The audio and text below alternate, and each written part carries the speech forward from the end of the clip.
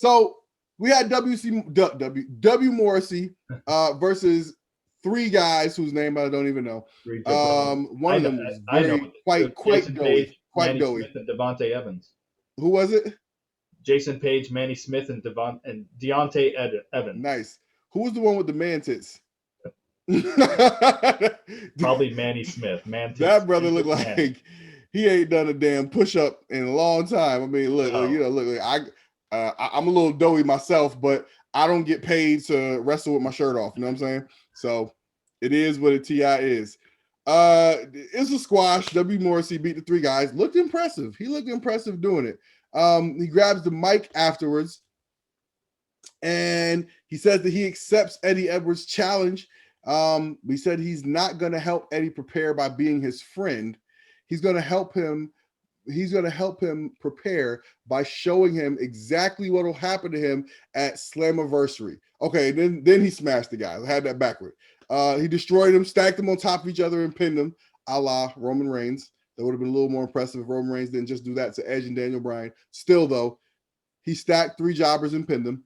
That was good, man. W. Morrissey, I think, has been made to look very good. You know, he's a quality dude. He can talk. Whatever he's taking, he might want to dial back a little bit. You know what I mean? Because the chest, arm, and back acne is. Listen, all the shows are in HD, bro. Okay, we can't not see it. There's lights on you. You grease and oil yourself up. We know what it is. It's 2021. All we gotta do is Google what does back knee mean. Okay, you know what I'm saying? Right. Whatever it is, you might want to dial it back, Playboy. All right. What do you think of this? They're handling him very well so far. My concern is that he's not there long. He's like on a super short contract. He said for himself, like that could mean 3 months for all we know.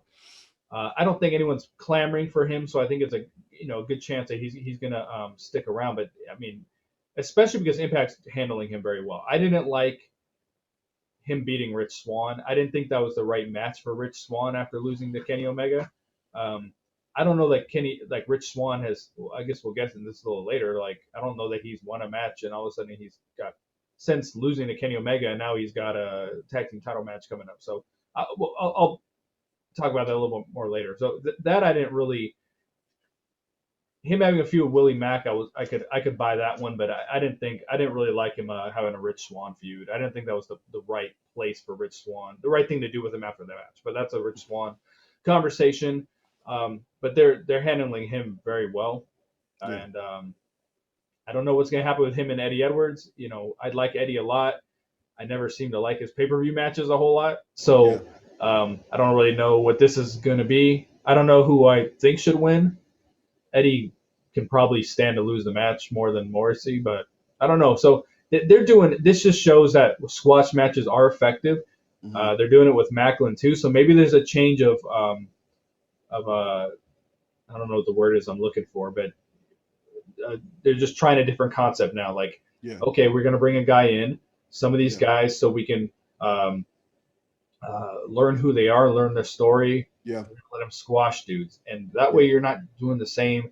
You know what they're suffering now, putting the same guys against each other every week and everything, or every other week, or all that. Like, dude, you can throw a squash match in there, and you're not wrestling against anyone on the roster. It's a great way of drawing it out. So, and a guy like Morrissey, you can't put him against someone from the roster every week. Like, it just doesn't work with big guys, in my opinion.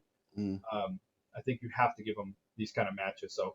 I liked it. These three guys looked like they couldn't beat a fucking fly, but it was good. I dug it. Yeah. I like squash matches, and I think they should use squash matches more often. Like I always say, the thing about squash matches, if used properly, you get to condition the audience that we get to learn people's acts, right? So let's say that, Willie Mack is at best a mid-tier guy. Still, though, if I see Willie Mack against a jobber 3 weeks in a row, now I've got a chance to see him just dominating people. So even if you're just doing that so you could feed him to W. Morrissey, I've still been seeing Willie Mack kill people for 3 weeks. So now when I see him against W. Morrissey, it's much more the outcome is in doubt to me. You know what I mean? Yeah. It's not like I just see one main roster guy that's, I know lower tier that they have less plans for, and one guy that I know they have way more plans for. You know what I mean? Like, make Right. it more exciting for me. Also, I thought Rich Swann should have beaten W. Morrissey, because I think that the fact that Rich Swann is just coming off of a world title, run, and he's still with the company. I thought you had a chance to truly establish Rich Swann as like a top guy. You know what I Right. mean? Like a guy who's like a top tier guy who it means something if you beat him. You know, I thought that Rich Swann should have beaten W. Morrissey in their little back and forth, because again, like, think about the people who are going to be here tomorrow. You know what I mean? Think about the people who are going to be here after, Morrissey gets his value up and gets his deal from AEW or WWE or whoever comes calling for him with the big check. Think about who's still going to be here. It's probably going to be Rich Swann. You know what I mean? And more importantly, think about your fans. Think about the people who are still going to be here watching the show, right? Put some value into the characters that we're still going to be watching after the other guys have gone on to greener pastures. All right. Backstage, we see Gia Miller interviewing Don Callis about the charges he pressed on Sami Callihan. Now, I absolutely love what Don Callis did here. He was so good. Yes. He talked about seeing a victim's counselor and, just how traumatized he was from what happened to him at the hands of Sami Callihan. And he says he had some footage to show. So he cuts to the video, and we see someone who appears to be Sami Callihan attacking Don Callis. Then Scott D'Amore comes and he's like, hey, man, I'm really sorry about what happened to you. But we still have a main event, and we still need to get our contract signed. He said, so you and Kenny Omega, I need you guys to still meet me in the ring and let's get this contract signed. And, Don Callis like, oh, yeah, I don't know if we really need to do that. Okay, whatever, whatever. So that was setting up, previewing for later in the show.